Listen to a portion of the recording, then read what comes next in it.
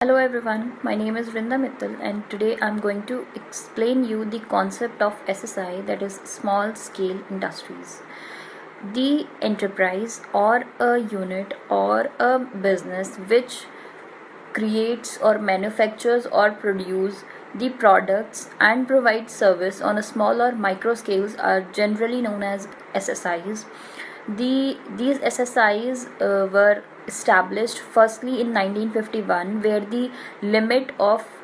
investing in it was rupees not more than 5 lakh, and in current scenario in the manufacturing unit it is not more than 5 crores, and in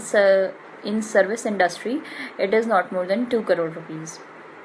Examples are generally handloom industries, textile industries, dyeing industries, artisans. All these are the categories. These are basically approximately 4500 kind of categories in SSI, and the overall 1 crore units are placed in India right now. So if I talk about the role or importance of SSI in Indian economy, is it creates employment, it develops the towns, it increases the rate of GDP, it helps in increasing the standard of living, it creates balanced regional development, then it helps in encouraging the spirit of startups, then it helps in collection of raw material or provide raw material to LSIs, then it is basically labor intensive, so we have a lot of huge amount of people who are not who are unemployed. So if a new firm is started, it will surely create employment opportunities for those who are unemployed, then it helps in increasing the exports, and of course it give the opportunities to the artist. Then if I talk about the problems that are faced by the SSIs, are there are financial issues, they run short of funds, then the technical issues, then the entrepreneurial skills are lacking, then infrastructure is not available for them, then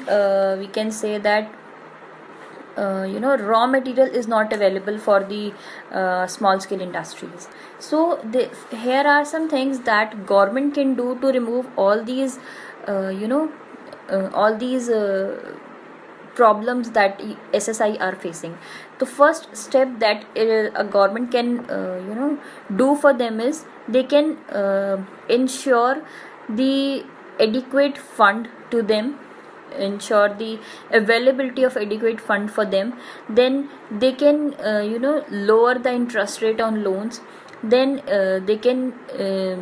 provide insurance coverage to these SSIs, then what they can do is they can there is a gap between between the enterprise and the consumers, as they do not have the right knowledge of marketing, so they can be a chain between these two, they can form the marketing strategies for these SSIs,